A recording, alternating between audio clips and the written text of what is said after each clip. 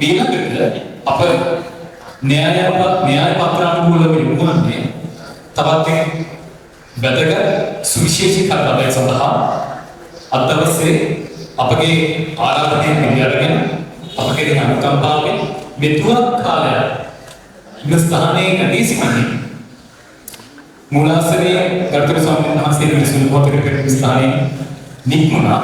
උන්වහන්සේට වැදගත් කර්තව්‍යයක් තිබෙන නිසා නමුත් දැන් සුබවින් සිද්ධවා අද දවසේ මේ වේදිකා මස්තකේ පනවා තිබු ඒ ආසනයේ වැඩ සිටි මෙතුවක් වේලාවක් අපගේ අනුකම්පාවෙන් මේ සිටි උන්වහන්සේගේ අවවාදාත්මක අනුශාසනය සඳහා කල වේලා යොමු කරන්නට එයනක මාගේ පාදාභිවන්දන නිතු ආරාධනය මහා විහාර වංශික ශ්‍යාමපාලි මහානිකායේ මල්වත පාර්ශවයේ නියෝජ්‍ය ලේකකාධිකාරී ඓතිහාසික දෙවනකල රාජමහා විහාරයේ ඇතුළු විහාරගලේ අධිපති පෙරදිනේ විශ්වවිද්‍යාලයේ කතිකාචාර්ය දර්ශනපති අවසරයි පූජ්‍ය රාජකීය පඬිතුක අතිපූජනීය මහවැල රාජගුරු ශ්‍රී ධම්මකන්ද රතන පාලාවිධාන නායක මහින්පණන් වහන්සේ ඔබ වහන්සේටයි මේ ගෞරවණීය නමස්කාර පූර්වක ආරාධනය ඔබ වහන්සේගේ අනුශාසනාවෙන්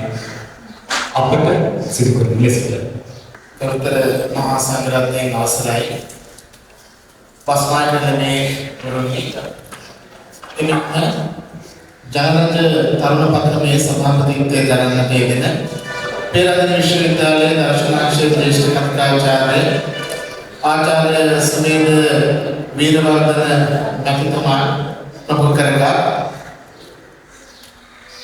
ජාතිමාමක ශ්‍රද්ධා බුද්ධ සම්පන්න පිටතුනි වර්තමානයේ වන විට මේ රට තුළ උද්ගත වෙන්නේ සමාජ ආර්ථික දේශපාලන විචාරතාවයන් එක්ක ඒ හා සැබැඳි අර්බුද සම්බන්ධයෙන්ම එවන් අර්බුද හමුවේ අතීතයේ උගත් පාඩම් ඇසුරින් වර්තමානයේ සකස් කර ගැනීමෙන් ඒ හරහා ශක්තිමත් සාර්ථක සෞභාග්‍ය සම්පන්න අනාගතයක් ගොඩනගා ගන්නට අවශ්‍ය කරන පදනම සකසාගත යුතු ආකාරය පිළිබඳව බොහෝ කරුණු මීට පෙර සිදු කරන්නට යෙදුණු පේනායක මහතුරන් වහන්සේගේ දේශනය තුළින් හා ඒ ඉංජිනේරුතුමන්ගේ හා අපේ කතිකාචාර්යතුමන්ගේ දේශනයන් තුළින් අවධාරණය කරන්නට යෙදුණා.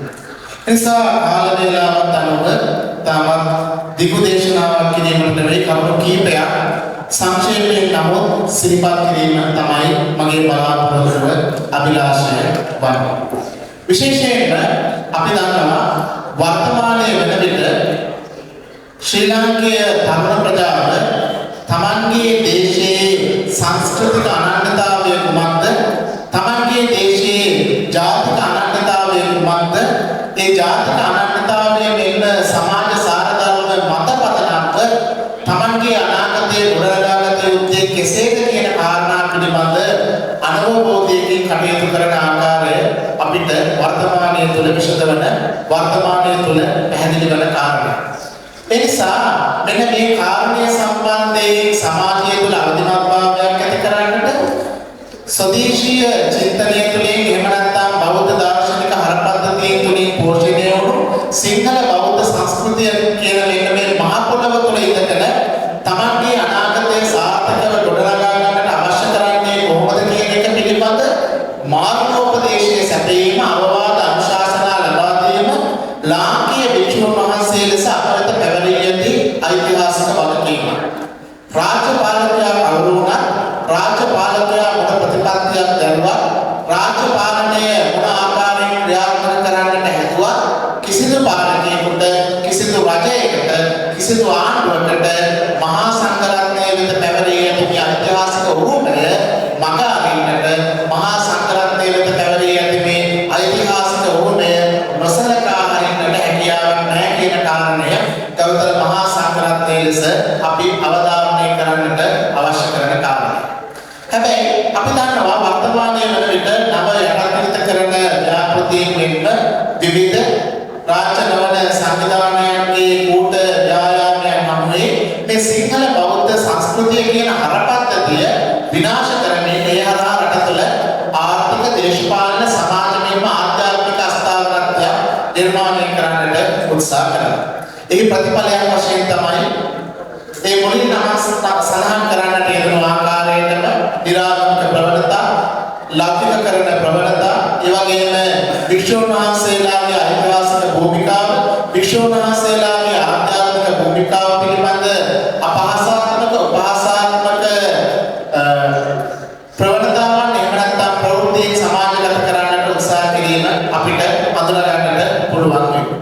ඉතින් වර්තමාන තරුණ ප්‍රජාවලම සමස්ත සමාජයේ කුසින්ම අවබෝධ කරගන්නට අවශ්‍ය කරන කාරණයක් තමයි ලංකාව තුළ වික්ෂුන් වහන්සේලා වෙත පැවරී ඇත්තේ ලොකු ආධ්‍යාත්මික නායකත්වයක් නෙවෙයි. ඒ ආධ්‍යාත්මික නායකත්වයත් සමගම පැවරිච්ච සංස්කෘතික නායකත්වයක් ශ්‍රී ලංකාව තුළ වික්ෂුන් වහන්සේලාට තියෙනවා. මම මේක සංස්කෘතික නායකත්වය කියලා හඳුන්වන්නට යෙදුනේ ඒ කිසිදු රාමුවකට එහෙම නැත්නම් සීමා මායිමකට ගොනු කරන්නට, සීමා මායිමකට ලක් කරන්නට හැකියාවක් නැති කාර්ය සම්භාරයක් තමයි වික්ෂුන් වහන්සේලා වෙත මේ ලාංකික සමාජ සාධාරණය තුළ පැවරී ඇත්තේ.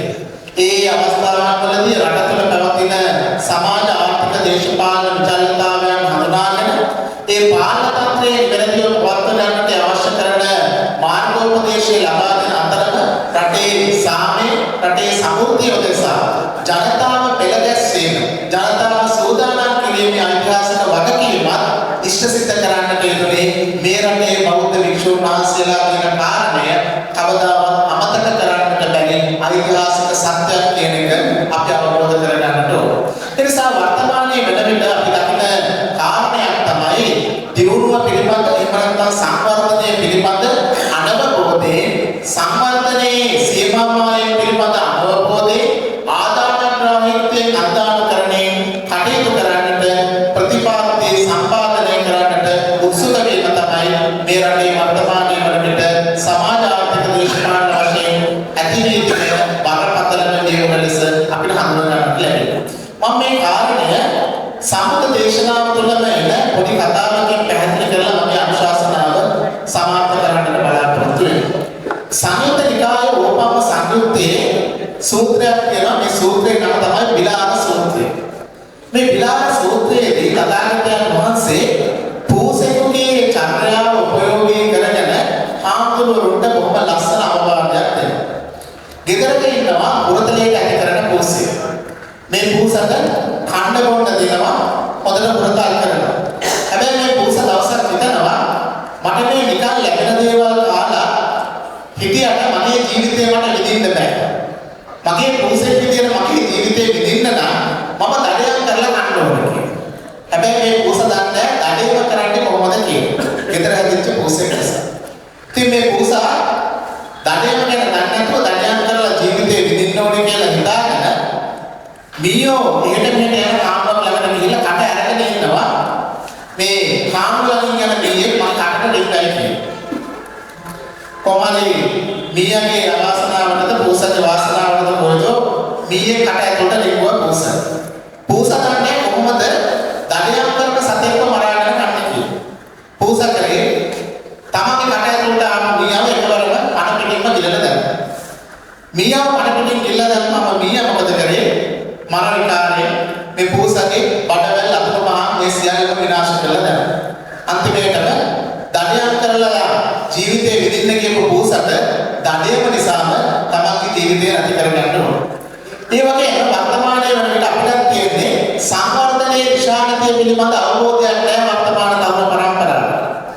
වර්තමාන තරුණ පරම්පරාව දන්නේ නැහැ නිදහසේ සහ ස්වාධීනත්වයේ ස්වෛරීත්වයේ සීමාමායේ මොනවද කියලා. ඒ නිසා සංවර්ධනය පිළිබඳව, නිදහස පිළිබඳව, ස්වාධීනත්වයේ පිළිබඳව, ස්වෛරීත්වයේ පිළිබඳව, සීමාමායන් පිළිබඳ අවබෝධයෙන් කටයුතු කරන්නට යෙදෙන තරුණ පරම්පරාව ජාතියකට උරුම කරලා දෙන්නේ අර පූසට වෙච්ච අයිති වෙච්ච ඉරණමක කියන කාරණය සිහිපත් කරමින් එවන් ඉරණමක් අයිති නොවන ශක්තිමත් ස්වදේශ වාත්සල්‍යයේ ස්වෛරීත්වයේ ඒ වගේ සිංහල බෞද්ධ සංස්කෘතික අනන්‍යතාවයෙන් පිරිපුන් තරුණ පරපුරක් බිහි කරන්නට ජනරජ තරුණ පරපුරට ජනරජ තරුණ පදනමට ශක්තිය වාසනාව සැලසේවා කියන ආශිර්වාදය සිදු කරමින් මගේ අනුශාසනාව සමාප්ත කරනවා. සෑම දිනකටම තෙරුවන් සරණයි. සාදු සාදු සාදු බවහන්සේට අප සිතනාගෙන ආධාරවන්තයෙකු විතු ස්තුතිය න්‍යාස්ථාපයේදී පුදුම සිතනවා. කබලෙන් ගන්න පරියට ලිපට ඔබවන්න දෙන්න එපා කියන පණිවිඩය අපි ජනරජ තරණපදෙමත් ලබා දුන්නා.